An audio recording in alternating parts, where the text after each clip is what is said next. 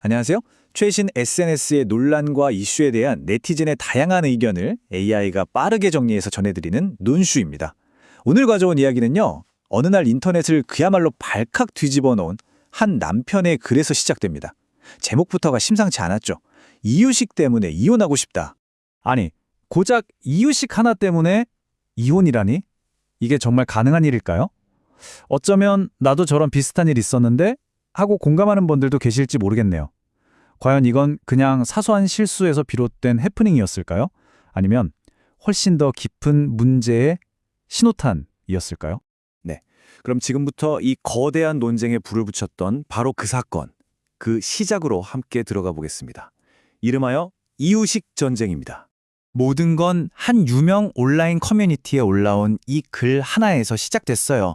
제목은 정말 이혼하고 싶네요. 갓 돌이 지난 아기를 키우는 한 남편이 쓴 아주 절박함이 뚝뚝 묻어나는 글이었죠. 자, 남편이 쓴 글을 바탕으로 당시 상황을 한번 따라가 볼게요. 아내는 38, 늦은 나이에 출산해서 몸도 마음도 많이 지쳐있는 상태였고요. 그날 밤에도 돌 지난 아기 이유식을 만들고 있었대요. 남편이 다가가서 뭐 도와줄 거 없어? 라고 물었더니 아내가 괜찮아, 없어 라고 대답했답니다. 그래서 남편은 아기를 재우고 잠시 짬을 내서 헬스장에 다녀왔다고 해요. 남편의 주장은 이렇습니다. 정수기 옆에 이유식 큐브틀이 있는 건 봤는데 그냥 빈통인 줄 알고 별 생각 없이 지나쳤다. 바로 이 지점, 여기가 모든 갈등의 불씨가 됩니다.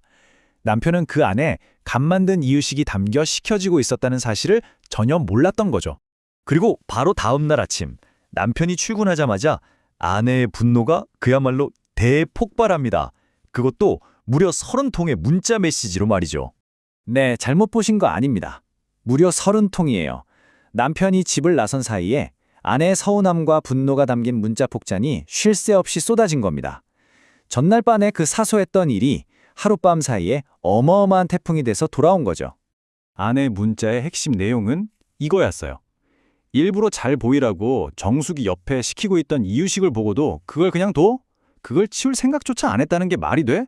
최소한 그게 뭔지 물어보기라도 했어야지. 아내 입장에서는 남편의 행동이 그냥 실수가 아니라 완벽한 무관심으로 느껴졌던 겁니다. 자, 이렇게 지극히 개인적인 부부싸움이 인터넷에 공개되면서 이 이야기는 순식간에 수많은 사람들이 지켜보는 공개 재판이 되어버립니다. 네티즌들이 너도 나도 판사로 나선 거죠. 댓글창은요, 정말 말 그대로 전쟁터였습니다.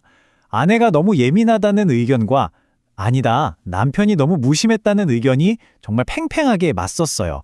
아내 편, 남편 편으로 딱 나뉘어서 엄청난 토론이 벌어졌죠. 아내를 옹호하는 쪽의 대표적인 댓글 한번 보실까요? 제정신이에요?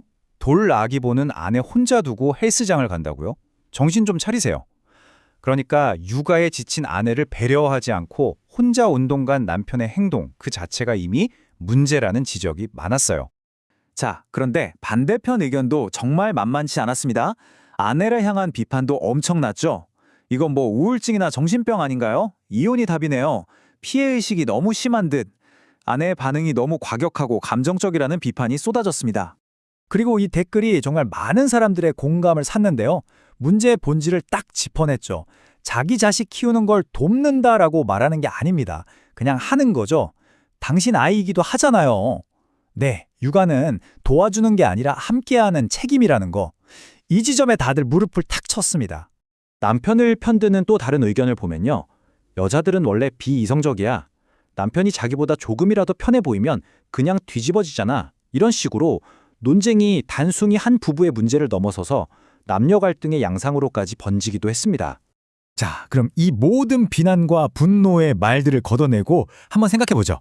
이 부부는 대체 무엇 때문에 이렇게 싸웠던 걸까요? 서로를 향한 날선 말들 너머에 진짜 전쟁터는 따로 있었습니다. 네, 맞습니다. 많은 분들이 이미 눈치채셨겠지만 이 싸움은 상할 뻔했던 그 이유식에 대한 게 아니었어요. 이유식은 그저 방아쇠였을 뿐입니다. 사실 그 밑바닥에는 훨씬 더 복잡하고 힘든 문제들이 겹겹이 쌓여 있었던 거죠. 출산 후에 찾아오는 극심한 신체적, 정신적 피로감, 그리고 눈에 보이지 않는 끝없는 집안일, 바로 정신적 부담, 또 부부 사이의 완전한 소통 단절, 서로가 생각하는 우리라는 관계에 대한 기대치가 달랐던 것. 그리고 가장 가슴 아픈 건 함께 아이를 키우면서도 나 혼자구나 라고 느끼는 그 끔찍한 고독감입니다. 여기서 정신적 부담이라는 말이 참 중요한데요. 이게 뭘까요? 쉽게 말해서 눈에 보이지 않는 집안일 같은 거예요. 무얼 계획하고 정리하고 가족들 스케줄을 챙기는 끊임없는 정신노동이죠. 마치 우리 머릿속에 인터넷 브라우저 창을 20개쯤 항상 켜놓고 계속 신경 쓰는 것과 같다고 할 수 있습니다. 엄마의 뇌는 정말 쉴 틈이 없는 거죠. 이 치열한 싸움 속에서도요, 정말 다행인 건 몇몇 분들이 이 부부뿐만 아니라 비슷한 어려움을 겪는 모든 커플들에게 도움이 될 만한 아주 현실적인 조언들을 내놨다는 겁니다. 서로를 비난하는 대신 무너진 관계의 다리를 다시 놓는 방법들이죠. 그 조언들을 딱 3가지로 정리해 볼 수 있습니다. 첫째, 알아서 해주겠지 기대하지 말고 내가 뭘 원하는지 명확하게 말하는 겁니다. 나 피곤해가 아니라 이유식 씻고 있으니 이따가 냉장고에 좀 넣어줄래? 라고요. 둘째, 상대방의 말 자체보다 그 말에 담긴 감정을 들어주려고 노력하는 겁니다. 왜 갑자기 화를 내지? 가 아니라 오늘 많이 힘들었구나 하고 마음을 먼저 읽어주는 거죠. 그리고 마지막 3번째, 이게 정말 중요한데요. 눈에 보이는 설거지, 청소 같은 일만 나누는 게 아니라 보이지 않는 고민을 함께 나누는 겁니다. 다음 주에 아기 예방접종이 있는데 언제가 좋을까? 어린이집 준비물은 뭘 챙겨야 하지? 이렇게 앞으로 일어날 일을 함께 계획하고 책임지는 거죠. 진짜 파트너가 된다는 건 바로 이런 겁니다. 그래서 오늘 이야기의 핵심 딱 한 문장으로 정리해 드릴게요. 어쩌면 우리 관계에서 무엇이 잘못됐는가를 따지는 것보다 훨씬 더 중요한 건 당신은 왜 마음이 아픈가를 먼저 물어봐 주는 것일지도 모릅니다. 자, 이제 여러분의 생각이 궁금합니다. 이번 사건 아내의 반응은 지친 육아 현실에 대한 절박한 구조 신호였을까요?